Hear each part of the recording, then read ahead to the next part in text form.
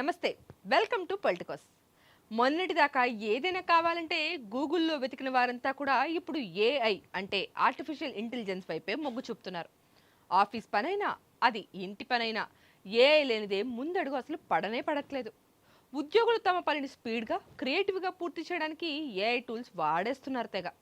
ఇక ఇలా ఆఫీసుల్లో కంపెనీల అనుమతి లేకుండా, ఎలాంటి సెక్యూరిటీ లేకుండా వాడే ఏఐని ఏమంటారో తెలుసా? Shadow AI. అవును, ఇప్పుడు కార్పొరేట్ ప్రపంచాన్నే వణికిస్తున్నటువంటి ఒక కొత్త భూతం ఇది. దీనివల్ల మీ ఉద్యోగానికే కాదు, మీరు పనిచేసే కంపెనీలకే పెద్ద ముప్పు ఉంది. అసలు ఏంటి ఈ షాడో ఏఐ? దీనివల్ల వచ్చే ప్రమాదాలేంటి? ఇప్పుడు పూర్తి వివరాల్లోకి వెళ్దాం. కంపెనీ యాజమాన్యానికి తెలియకుండా ఉద్యోగులు తమ రోజువారీ విధుల్లో అనధికారికంగా ఏఐ టూల్స్ను ఉపయోగించడాన్ని షాడో ఏఐ అంటారు. ఉద్యోగులు తమ పనిని సులభతరం చేసుకోవాలనే మంచి ఉద్దేశంతోనే దీనిని వాడినా కూడా అది కంపెనీల రహస్య సమాచారానికి, అదేవిధంగా వ్యక్తిగత గోప్యతకు పెద్ద ముప్పై కూర్చుంటుంది.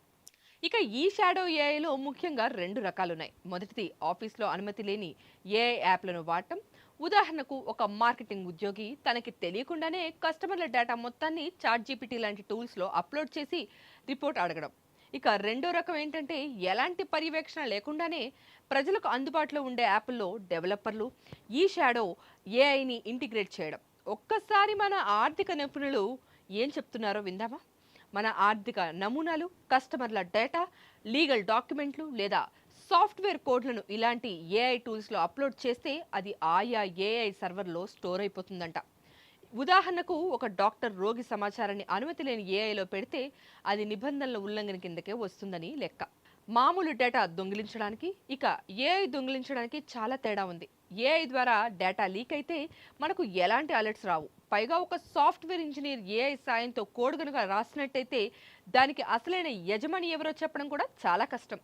ఎందుకంటే అదే కోడ్ను ఏఐ వేరే వేరే కంపెనీలకు కూడా ఇచ్చే అవకాశం ఉంటుంది.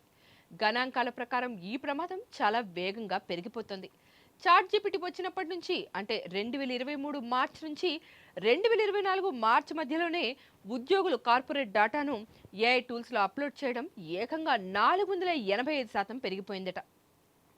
ఇది ఐటీ భద్రతా విభాగానికి తెలియకపోవడం వల్ల డేటా లీక్ అయ్యే ఛాన్స్ కూడా ఎక్కువగా ఉంది. మరి దీని నుంచి కంపెనీలను కాపాడుకోవడం ఎలా అంటే, ఆఫీస్ నెట్వర్క్ ట్రాఫిక్ను నిరంతరం పర్యవేక్షించేలా షాడో ఏఐ గుర్తింపు వ్యవస్థలను డెవలప్ చేయాల్సిందే. డిఎన్ఎస్ ప్రశ్నల ద్వారా కనెక్షన్లను కూడా గుర్తించాలి. ఆఫీసుల్లో వాడే టూల్స్ అన్నీ కూడా భద్రతా ప్రమాణాలకు అనుగుణంగా ఉన్నాయో లేదో ముందే సరిచూసుకోవడం చాలా ముఖ్యం. చూశారు కదా, పని సులువు అవుతుందని మనం వాడే ఏఐ మనకు తెలియకుండానే ఎంతటి ప్రమాదాన్ని తెచ్చిపెడుతోందో.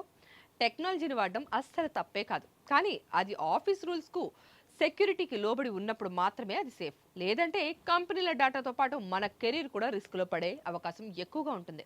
అందుకే షాడో ఏఐ విషయంలో ప్రతి ఉద్యోగి కూడా చాలా అలర్ట్గా ఉండాలి. ఈ ఇన్ఫర్మేషన్ కనుక మీకు నచ్చినట్టయితే వెంటనే లైక్ చేయండి. మీ ఫ్రెండ్స్ అండ్ ఫ్యామిలీతో, అదేవిధంగా మీ కొలీగ్స్కి కూడా షేర్ చేయండి. మరిన్ని ఇలాంటి ఇంట్రెస్టింగ్ టెక్ అప్డేట్స్ కోసం మన ఛానల్ను ఇప్పుడే సబ్స్క్రైబ్ చేసుకోండి. Thank you for watching. Stay tune to Politicos. Please subscribe to the channel and download the Politicos app from the links in the description.